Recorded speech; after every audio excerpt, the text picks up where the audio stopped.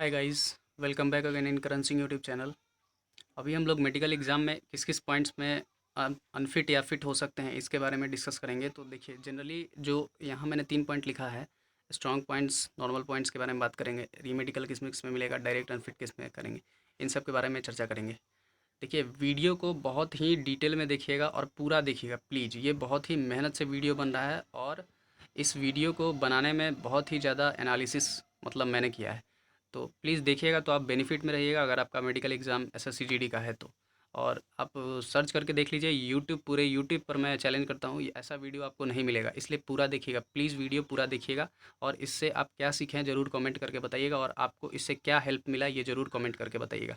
चलिए, वीडियो को मैं स्टार्ट करने से पहले एक बात बता देना चाहता हूँ कि देखिए, बैकग्राउंड में बहुत सारा आवाज़ आएगा तो प्लीज़ मैनेज कर लीजिएगा। इसके लिए मैं पहले ही सॉरी बोल देता हूँ और कुछ गलती हो जाए तो उसके लिए भी सॉरी, क्योंकि बहुत डिटेल एनालिसिस है और बहुत हो सकता है कुछ ऊपर नीचे मैं बोल दूँ, तो इसलिए कुछ अगर होगा तो वैसा आप कमेंट करना, उसका मैं ज़रूर रिप्लाई रिप्लाई करूँगा और आपको ज़रूर बताऊँगा। तो चलिए, वीडियो को बिना लेट किए हुए स्टार्ट करते हैं और आप प्लीज़ पूरा देखिएगा, वीडियो प्लीज़ पूरा देखिएगा, क्योंकि ऐसा वीडियो आपको पूरे यूट्यूब पर मेडिकल एग्ज़ाम से रिलेटेड आपको ऐसा वीडियो कहीं नहीं मिलेगा।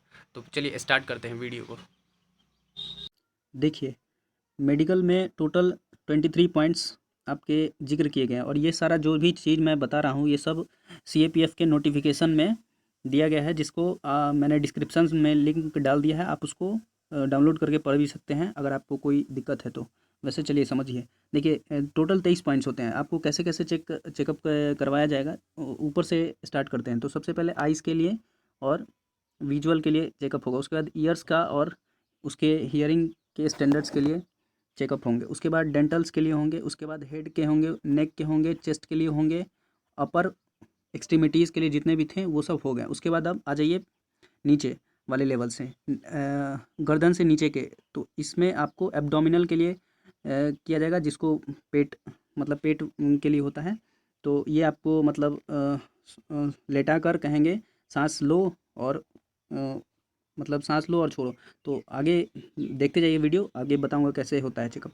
उसके बाद देखिए next, examination of lower extremities देखेंगे, नौकनी वगैरह, पैर वैर कटा उटा है या नहीं, ये सब के बारे में चेक करेंगे। उसके बाद मिसलेनियस कंडीशंस अलग अलग देखेंगे। उसके बाद स्पाइनल कॉर्ड देखेंगे कि ये सब टेढ़ा वगैरह है तो नहीं, सैक्रोइलिक जॉइंट्स देखेंगे वगैरह सब। स्किन डिजीज है कि नहीं, कोई लेप्रोसी वगैरह है कि नहीं, कुष्ठ रोग वगैरह से ग्रसित है कि नहीं। Examination of inguinal regions, genital parts का प्राइवेट पार्ट की चेकअप होगी। उसके बाद examination of heart vascular system, heart वगैरह की सिस्टम होगी, जिसको इकोकार्डियोग्राम कहते हैं, ईसीजी वगैरह होगा, पल्स रेट वगैरह सब चेक करेंगे। उसके बाद लंग्स की चेकअप होगी, प्लूरा मेडी एस्टिनियम की चेकअप वगैरह होगी, जिसमें एक्सरे वगैरह आ गया। उसके बाद एब्डोमिनल की चेकअप होगी लास्ट में। तो ये सब जब टोटल आप यहाँ पे आप कहोगे कि 16 पॉइंट्स लिखा हुआ है, आप बोल रहे हैं 23 पॉइंट्स, तो ऐसा देखिए, मैंने सबको मिलाकर इसमें कुछ नोज़ के बारे में नहीं लिखा हुआ है और कुछ कुछ चीज़ें इसमें नहीं लिखी हुई हैं। तो वो सब जब आप मैच मिलाओगे तो टोटल 23 पॉइंट्स का आपका चेकअप होगा बॉडी का, और वो सब मिलकर पूरा आपका मेडिकल मतलब मेडिकल होगा। तो चलिए आगे बताते हैं। इसके बाद देखिए, जनरल मतलब किन किन चीज़ों पे अब रिजेक्शन मिल सकते हैं आपको। तो सबसे पहले बंदे को कोई क्रोनिक डिजीज़ नहीं होना चाहिए, ट्यूबरकुलोसिस वगैरह सिफिलिसिस से ये सब से ग्रसित नहीं होना चाहिए। उसके बाद आर्थराइटिस वगैरह, हाइपरटेंशन, ये सब नहीं होना चाहिए। उसके बाद ब्रोंकियल डिजीज, लंग से रिलेटेड डिजीज जो कि एक्सरे में पता चलेगा, तो वो अस्थमा वगैरह, टॉन्सिल्स, एंडिनोइड्स, ये सब नहीं होना चाहिए। उसके बाद बहुत सारा वॉल्यूलर डिजीज़ नहीं होना चाहिए हार्ट से रिलेटेड, जो कि ईसीजी में पता चलेगा।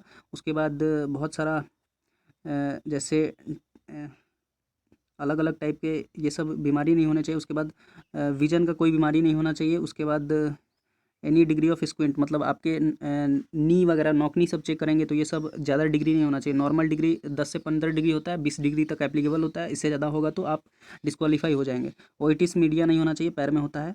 उसके बाद डिफनेस, बहरापन नहीं होना चाहिए, इम्पेयर्ड हेयरिंग के लिए होता है, जो कि कान से रिलेटेड होता है। तो ये सब इसके अंदर की चदरा वगैरह सब चेक करेंगे, ये सब ठीक ठाक है कि नहीं।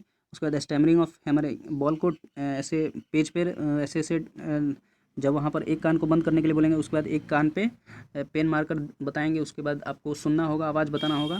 तो ये चेकिंग किया जाता है कि आपका पर्दा ठीक है या नहीं। उसके बाद loss of decay, tooth decay के बारे में बात करी जाएगी। उसके बाद जनरली 14 डेंटल पॉइंट्स होते हैं, तो उनसे कम नहीं होना चाहिए, 14 से कम नहीं होना चाहिए। वेयरिंग हाफ आर्टिफिशियल डेंचर, आधे अधूरे अगर दांत लगा के आप गए हैं तो इसमें भी आपको मतलब रिजेक्शन मिल सकते हैं, क्योंकि आधे अधूरे दांत बहुत लोग लगवा के चले जाते हैं। आर्टिफिशियल दांत अगर पूरा है, कंप्लीट है तो फिट हो जाएगा, अन्यथा अनफिट भी हो सकते हैं। Contraction of deformity of chest, बहुत लोगों के चेस्ट पचके होते हैं, बहुत लोगों के एक ज़्यादा फूला होता है, एक कम फूला होता है, तो इनमें भी आपको डिफॉर्मिटी के केस में आउट किया जा सकता है। वो वहाँ पे डिपेंड करेगा कि आप किस टाइप से मतलब वहाँ बिहेव कर रहे हैं, किस टाइप से फुला रहे हैं, किस टाइप से मतलब अंदर सांस ले रहे हैं, बाहर ले रहे हैं, तो वो वहाँ पे डिपेंड करेगा कि डिफॉर्मिटी कैसा है। एबनॉर्मल कर्वेचर, स्पाइन का एबनॉर्मल कर्वेचर अगर है तो इसके लिए भी आपको आउट किया जा सकता है। इसका मतलब इससे रिलेटेड बीमारी होती है काइफोसिस, स्कोलेसिस, लॉर्डियोसिस, ये सब। एब्डोमिनल एब्डोमिनल गैट, ये सब के बारे में चेकअप किया जाएगा, जो कि लेटा कर किया जाता है और सांस लेने के लिए बोला जाता है। एंडोक्राइनल डिसऑर्डर्स, सांस से रिलेटेड कोई डिसऑर्डर्स है तो वो सब चेकअप में अगर अनफिट पाए जाएंगे तो उसको अनफिट किया जाएगा। मेंटल डिसऑर्डर कोई भी नहीं होना चाहिए, मानसिक संतुलन ठीक होना चाहिए, डिफेक्टिव इंटेलिजेंस होना चाहिए। इंटेलिजेंस में मतलब क्षमता, आप समझ पा रहे हैं कि नहीं चीज़ों को, वो सब मतलब ठीक ठाक होना चाहिए। एनी टाइप ऑफ हर्निया नहीं होना चाहिए। इस सब के बारे में और डील में बात करेंगे, आप वीडियो को देखते जाइए। उसके बाद क्रोनिक स्किन डिजीज़ नहीं होना चाहिए, लेप्रोसी वगैरह सब नहीं होना चाहिए, एक्जिमा ये सब नहीं होना चाहिए। एनी कॉग्निजेटल एबनॉर्मेलिटी नहीं होना चाहिए, प्राइवेट पार्ट से रिलेटेड कोई बीमारी नहीं होनी चाहिए, जैसे हाइड्रोसील, वेरिकोसील, ये सब। उसके बाद नेक्स्ट बात करते हैं कि क्या क्या और होना चाहिए। तो मेंटल डिसऑर्डरनेस ये सब नहीं होना चाहिए, क्रोनिक डिजीज़ नहीं होना चाहिए, कॉग्निटेल कोई डिजीज़ नहीं होना चाहिए।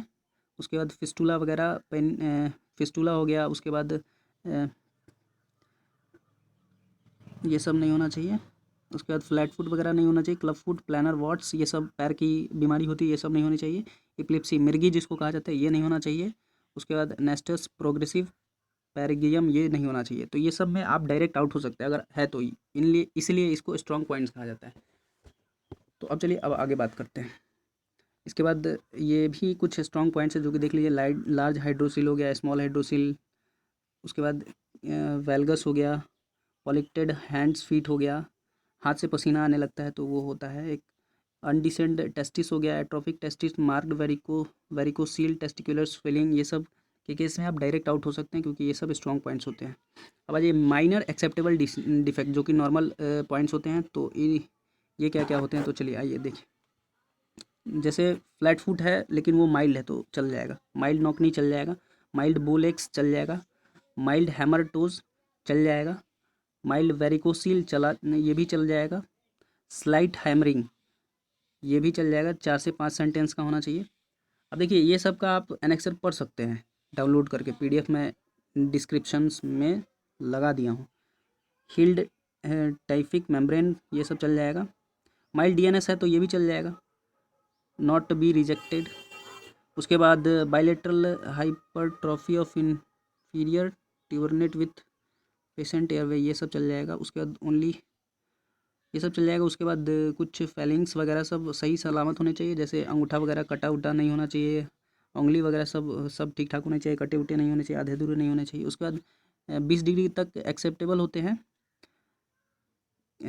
कैरिंग एंगल, हाथ का एंगल जो है यहाँ पे एल्बो चेक होगा, एल्बो का एंगल चेक होगा तो वो 20 डिग्री तक एक्सेप्टेबल होगा। अगर 20 डिग्री से ज़्यादा है तो वो नहीं एक्सेप्टेबल होगा। उसके बाद पेल्विस गर्डल वगैरह सब ठीक ठाक से मूव करने चाहिए। ये सब अगर डिसजॉइंट में प्रॉब्लम होगा तो वो सब भी हल्के हल्के काम मतलब चल जाते हैं, लेकिन ज़्यादा होगा तो उसमें आप मतलब आउट हो सकते हैं। तो ये सब माइनर था जिसको हम लोग नॉर्मल पॉइंट बोलते हैं। तो ये आपको स्ट्रॉन्ग पॉइंट और नॉर्मल पॉइंट मैंने डिक्लेयर कर दिया। उसके बाद आइए आप देखते हैं कुछ और नॉर्मल पॉइंट देख लीजिए, जैसे healed trachoma with residual impaired vision, हल्का हल्का विजन अगर होगा, जैसे 6/6 है, 6/9 है, तो वो चश्मे वाले के लिए 6/9 हो गया, 6/6 नॉर्मल विजन हो गया। तो ये सब अगर हल्का भी है तो वो सब चल जाएगा। उसके बाद वहाँ पर कुछ रिकरिंग मेडिकल ऑफिसर तय करेंगे कि क्या बंदे में अनफिटनेस का कारण बना। उसके बाद आइए आगे बताते हैं। देखिए जैसे 3 स्टेप में आपका मेडिकल किया जाएगा। फर्स्ट स्टेप 2 स्टेप में मेडिकल किया जाएगा, एक फर्स्ट स्टेप और एक सेकंड स्टेप। फर्स्ट स्टेप में क्या क्या किया जाएगा, तो आई का विजन, ईयर, नोज, ओरल और डेंटल ये सब किए जाएंगे चेकअप। और स्टेप 2 में जो होगा वो जनरल सर्वे होगा। तो इनमें देखिए, इसमें अपर लिम्स तक तो हो गया, उसके बाद लोअर लिम्स की चेकअप होगी। इसमें स्किन देखा जाएगा, स्पाइन, सैक्रोलिटिक जॉइंट्स देखा जाएगा, जेनेटल या प्राइवेट पार्ट्स देखा जाएगा और नीचे वाला पार्ट्स देखा जाएगा। ठीक है। अब देखिए स्टैंडिंग करवा के तो ये सब देखा जाएगा, ये सब स्टैंडिंग स्टैंडिंग करवा के देखा जाएगा, हेड, नेक, चेस्ट वॉल, ये सब lower limbs, miscellaneous, skin, spine, ये सब खड़ा करवा के देखा जाएगा स्टेप 1 में। अब स्टेप 2 में क्या किया जाएगा, तो स्टेप 2 में बैठा कर क्या किया जाएगा, सीवीएस और रिस्पायरेटरी सिस्टम का चेक करवाया जाएगा, सांस लेवा कर दिखवाया जाएगा ताकि आपको इससे रिलेटेड कुछ बीमारी है कि नहीं। उसके बाद लेटा कर करवाया जाएगा, एब्डोमिनल ऑर्गन का चेक करवाया जाएगा, सांस लेने के लिए बोला जाएगा, छोड़ने के लिए बोला जाएगा, पेट ऊपर नीचे करने के लिए कहा जाएगा। Tests of joint integrity, lower limbs और लिगामेंट की इंजरीज़ को देखा जाएगा लेटा कर। टेस्ट ऑफ वेरिकोस वेन का लेटा कर भी चेक किया जाता है और खड़ा करवा कर भी चेक किया जाता है। तो ये सब 2 स्टेप में करवाया जाएगा। अब देखिए अनफिट होने का जो मेन कारण है वो किस किस चीज़ में होता है, किस चीज़ में आप डायरेक्ट अनफिट हो सकते हैं। तो देखिए अनफिट किस किस चीज़ में आप हो सकते हैं।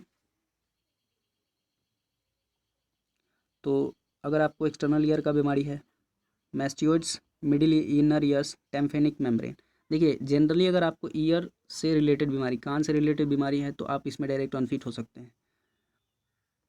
उसके बाद नेक्स्ट देखिए, अगर आपको ये सब बीमारी है, एट्रोफिक राइनिटिसिस, नेज़ल पॉलिप्स, नाक से रिलेटेड बीमारी होता है नेज़ल पॉलिप्स, नाक में मांसा जिसको बोलते हैं उसको नेज़ल पॉलिप्स कहा जाता है। उसके बाद डीएनएस का बीमारी है, तो ये सब के केस में आप डायरेक्ट आउट हो सकते हैं क्योंकि ये सब स्ट्रॉन्ग पॉइंट्स होते हैं। अब डायरेक्ट आपको अनफिट का सर्टिफिकेट मिलेगा।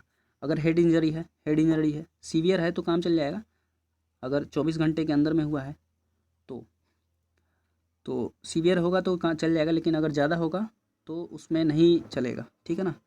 उसके बाद देखिए नेक से रिलेटेड कोई बीमारी है तो जैसे ग्वाइटर हो गया, सर्वाइकल लिम्फेटिक हो गया, उसके बाद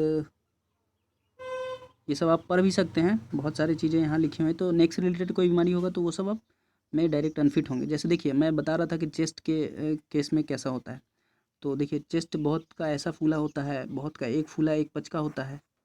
ठीक है। तो जिसका ऐसा फूला होता है उसको पैक्टस स्क्वेविटम बोलते हैं, और जिसका कम फूलता है उसको, एक फूला एक कम पचका होता है तो उसको बोलते हैं पैक्टस स्कैरिटम। तो इसके केस में भी आपको डायरेक्ट रिजेक्टेड लिस्ट मिलेगा। Standing with his above his being contact, तो यहाँ इसके केस में डायरेक्ट आपको क्या मिलेगा, रिजेक्टेड लिस्ट मिलेगा, अनफिट का साइन मिलेगा। देखिए एक्सरे वगैरह होगा तो एक्सरे में आ जाता है कि एक चेस्ट आपका ज़्यादा फूला है एक कम फूला, तो इसके केस में आप को रिजेक्शन मिल सकता है। पोलैंड सिंड्रोम, देखिए under developed left chest wall, ये कम फूला है ये ज़्यादा फूला हुआ है, तो इसके केस में आपको अनफिट कर दिया जाएगा। प्लीज़ वीडियो पूरा देखिएगा, बहुत डिटेल में बताए हैं।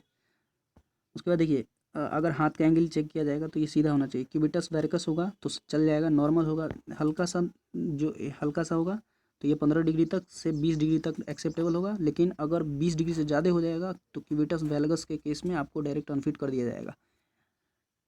देखिए जैसे बहुत बच्चे के हाथ टूट जाते हैं बाइक वगैरह से, तो इनके क्यूबस वेलगस प्रॉब्लम होती है, तो इनके वेरगस क्यूबिटस वेरगस, तो इसके केस में आपको डायरेक्ट अनफिट कर दिया जाएगा। और एक हाथ देखिए इसका सीधा है और एक हाथ एंगल पे है, तो इसके केस में आपको क्या मिलेगा, अनफिट का साइन मिल जाएगा। इसके बाद हैंड फिंगर्स की बात करते हैं तो सभी हैंड और फिंगर्स सब सही सलामत होने चाहिए, कोई भी कटछट वगैरह नहीं होनी चाहिए। तो इसके केस में आप अगर कटछट है तो उसके बाद ये हैंड फिंगर वगैरह सब सही सलामत होने चाहिए, कटे छटे नहीं होने चाहिए। इसके केस में अगर कटे छटे हैं तो आप अनफिट हो सकते हैं। इसके बाद लोअर एक्सट्रीमिटीज़ में ये सब फ्लैट फुट वगैरह, नोकनी, फ्लैट फुट, ये सब चेक किए जाएंगे। वेरिकोस पेन, वेरिकोस अल्सर, साइनिक्स मल्सर, अगर ये सब अगर होगा तो आप डायरेक्ट अनफिट हो सकते हैं। उसके बाद देखिए जैसे नोकनी वगैरह सब ऐसे ऐसे होता है तो ये सीधा होना चाहिए, जेनेटस रेक्टिवम होता है, और ये ऐसे नोकनी होगा तो आप अनफिट हो सकते हैं। 5 सेंटीमीटर से ज़्यादा नहीं होना चाहिए नोकनी। देखिए जैसे बहुत लोगों के ये अंगूठा ज़्यादा होता है तो इसको बोलते हैं नॉर्मल टोज़, सॉरी इसको नॉर्मल टोज़ बोलते हैं और इसको हैमर टोज़ बोलते हैं। तो हैमर टोज़ वगैरह के केस में आप डायरेक्ट अनफिट हो सकते हैं। देखिए इस फिगर को देख लीजिए, अगर ऐसा फुट है तो आप डॉक्टर से संपर्क कीजिए सही करवाने का। इस टाइप का फुट है तो आप सही करवाने का कीजिए, एक्सरसाइज वगैरह कीजिए, सही हो जाएगा। नॉर्मल फुट होना चाहिए ऐसा, ज़्यादा नहीं होना चाहिए, नॉर्मल होगा चल जाएगा, नॉर्मल में चल जाता है, लेकिन ज़्यादा होगा तो फिर अनफिट हो सकते हैं। उसके बाद देखिए ऐसा, ये ज़्यादा लेग मुड़ना नहीं चाहिए। मेजरमेंट ऑफ जी रेक्यूबम, तो ये नॉर्मल नहीं होना चाहिए, एकदम सीधा स्ट्रेट, ऐसा ज़्यादा नहीं होना चाहिए, इसके केस में अनफिट हो जाएगा।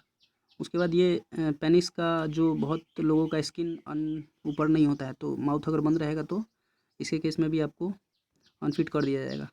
उसके बाद स्किन डिजीज़ कोई नहीं होना चाहिए, जैसे ये सब स्किन डिजीज़ वगैरह सब नहीं होना चाहिए। आप पॉज करके पढ़ सकते हैं।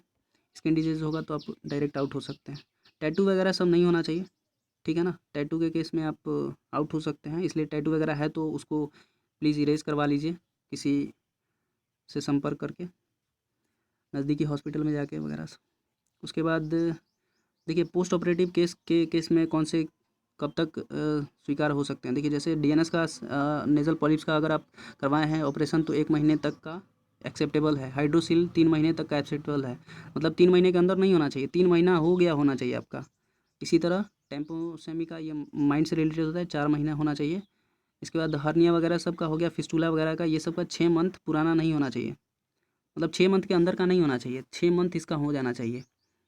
हर्निया, वेरिकोज वेन, ठीक है, और ये सब का, तो ये सब का 6 महीना हो जाना चाहिए। उसके बाद ये अपना हाइट वेट के अगर देख लीजिए, अगर वेट कम होगा तो उसके केस में भी आपको डायरेक्ट अनफिट कर दिया जाए, क्योंकि एक दिन में आप वेट अपने नहीं बढ़ा सकते हैं, इसलिए वेट वगैरह को मेंटेन करके रखिएगा। ओवर वेट है तो कम कर लीजिएगा, और मतलब कम वेट है तो बढ़ा लीजिएगा, अपने साइज़ के अकॉर्डिंग देख के देख लीजिएगा आपका कितना नापा गया था फिजिकल में, ये भी देख लीजिएगा। तो ये सब कुछ बात था, अगर आपको तो ये सब दोस्तों कुछ बात था जो कि मैंने आपको समझाया, और आप बहुत अच्छी तरह से देखे होंगे। अगर पूरा वीडियो देखिएगा तो आपको सब कुछ समझ में आ जाएगा। अगर फिर भी आपको कुछ डाउट रहता है इस वीडियो को देखने के बाद, तो आप हमें ज़रूर कमेंट करके बताइए, हम आपका ज़रूर डाउट को क्लियर करने का कोशिश करेंगे। और कमेंट ज़रूर कीजिएगा प्लीज़, और ये वीडियो कैसा लगा और कैसा लगा ज़रूर बताइएगा, और वीडियो को लाइक कीजिएगा, शेयर कीजिएगा। हमारे चैनल पे अगर नए हैं तो सब्सक्राइब ज़रूर कर दिएगा, क्योंकि इसी तरह के वीडियोज़ आपको इन्फॉर्मेटिव मिलते रहेंगे, और कुछ ब्लॉग्स हमारे द्वारा जो मतलब किए जाते हैं वो भी मिलेंगे। तो इसी तरह के इन्फॉर्मेटिव वीडियो अगर चाहते हैं तो आप हमारे चैनल को ज़रूर सब्सक्राइब करें, इस वीडियो को लाइक करें, और इस वीडियो को शेयर ज़रूर करें। तो इस वीडियो के नीचे कमेंट ज़रूर करके बताइएगा कि ये वीडियो आपको कैसा लगा, और आप अगले किस टॉपिक पे वीडियो चाहते हैं हमसे, तो वो ज़रूर बताइएगा। तब तक के लिए वीडियो को यहीं रखते हैं। जय हिंद, जय भारत, भारत माता की जय। धन्यवाद।